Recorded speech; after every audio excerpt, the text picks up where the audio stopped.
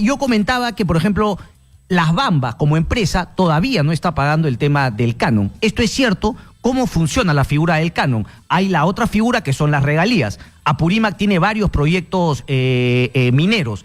¿Qué es lo que está pasando exactamente? Ayer una nota del diario Gestión, creo que fue, mostraba que Apurímac recibe 21 veces más por regalías que por canon minero.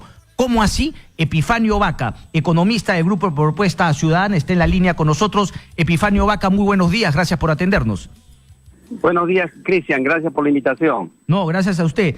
Señor Vaca, a ver, ¿cómo es un poco la diferencia entre canon y regalías y cómo así la región Apurímac recibe 21 veces más regalías que canon? ¿Cómo funciona esa figura, por favor?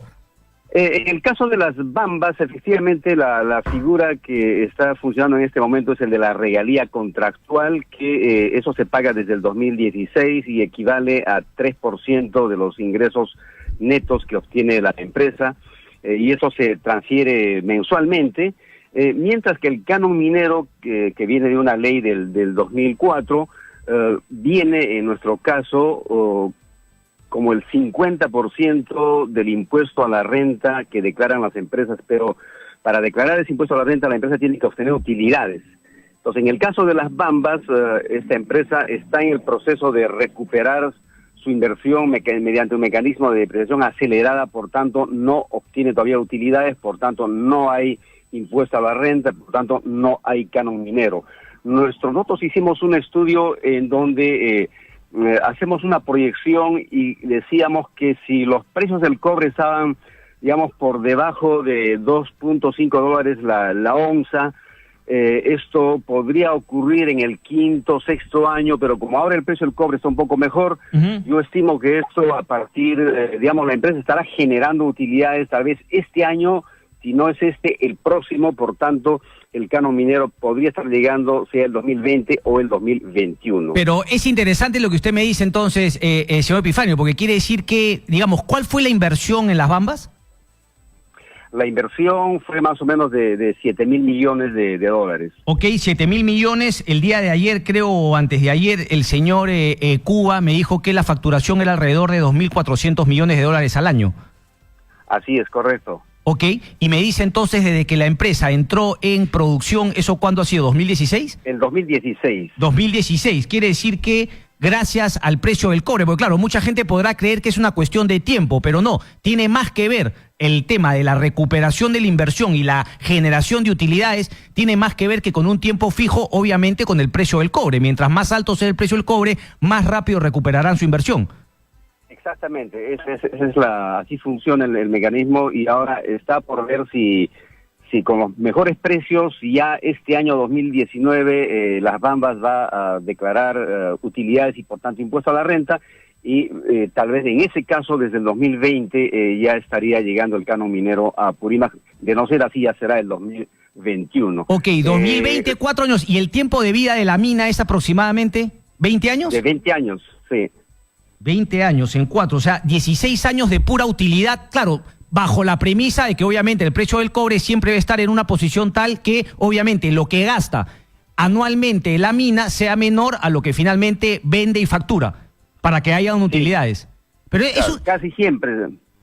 Las Bambas es una mina con muy buena ley, por tanto es rentable. Con los precios actuales, alrededor de $3, tiene muy buena rentabilidad. Para que la gente entienda qué es ley, o sea, es decir, por cada tonelada de material que tú sacas del cerro, el porcentaje de cobre de esa tonelada de tierra, por ejemplo, es alta. Por lo tanto, a una tonelada que tú mueves de tierra sacas una buena cantidad de cobre. Esa sería una explicación un poquito precaria de lo que es ley. Exacto, es correcto. Correcto. Ahora, ¿por qué la gente se puede animar a decir una barbaridad tal como que finalmente, si es que se hacía el mineroducto, Las Bambas ya no era rentable?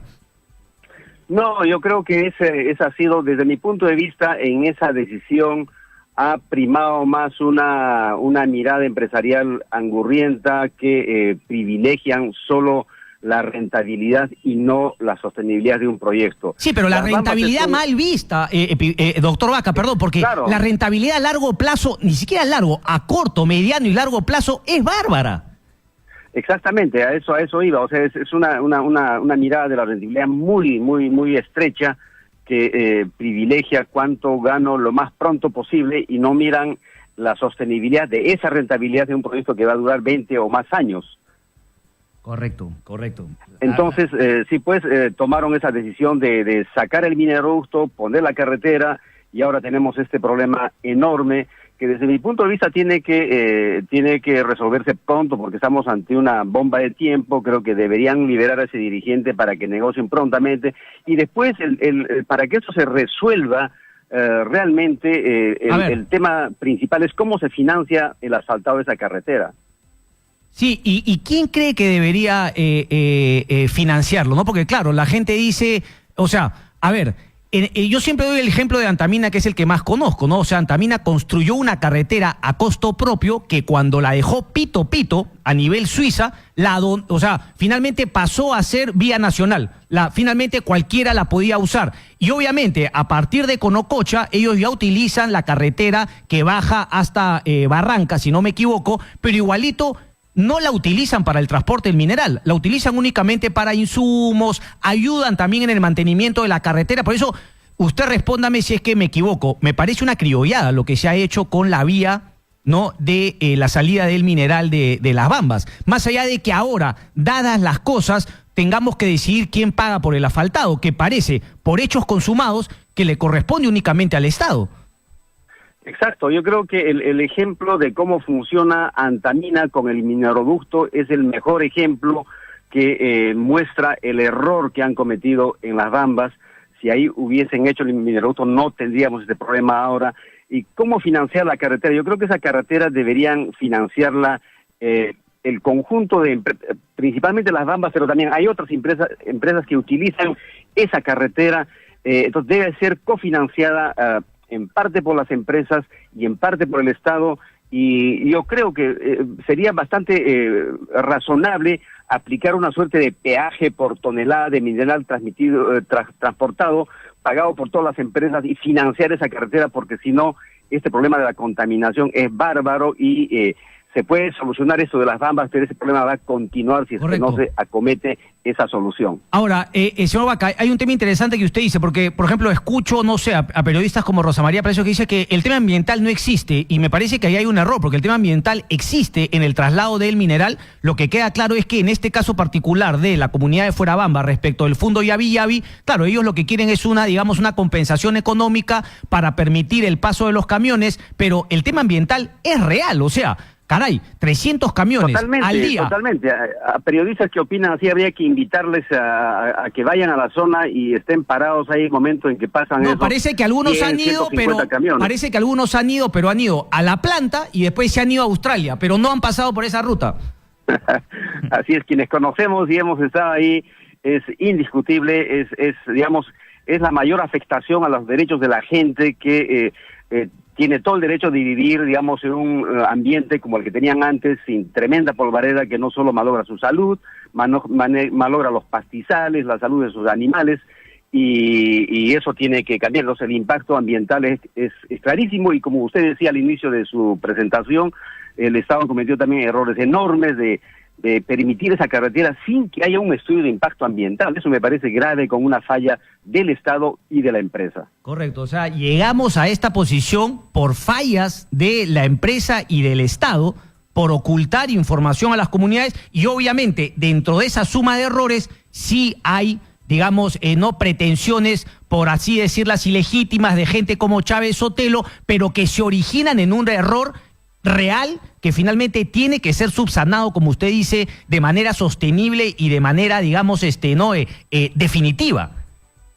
Exacto. El Estado no, el principal error que cometió es no haber, ya sea, digamos, expropiado ese tramo de la carretera o comprado, y simplemente lo ocuparon, lo convirtieron de una carretera local a regional primero y después nacional, y sin ningún tipo de compensación, que es lo que están reclamando ahora los campesinos. Correcto. Con esta me voy. Regalías 3%. ¿Qué otros proyectos mineros hay en Apurímac que le generan también finalmente estos ingresos de regalías, pero todavía no de canon? El canon es bajo, eso quiere decir que Las Bambas todavía no paga canon, pero imagino que otros proyectos como de la zona, Creo que Hudbay Minerals está está en el Cusco, Hudbay, creo. No, eso está en el Cusco. En este momento, Las Bambas es el principal. A futuro hay un proyecto, los Chancas, pero vendrá todavía hacia el 21, el año 22. Okay. Es el principal en este momento porque el resto son muy pequeñas explotaciones mineras, ¿no? Epifanio Vaca, un placer. Muchísimas gracias por la aclaración. Queda claro el tema de regalías y canon y justamente no los orígenes del problema, que ahora, como usted dijo, es un tema urgente de solucionar,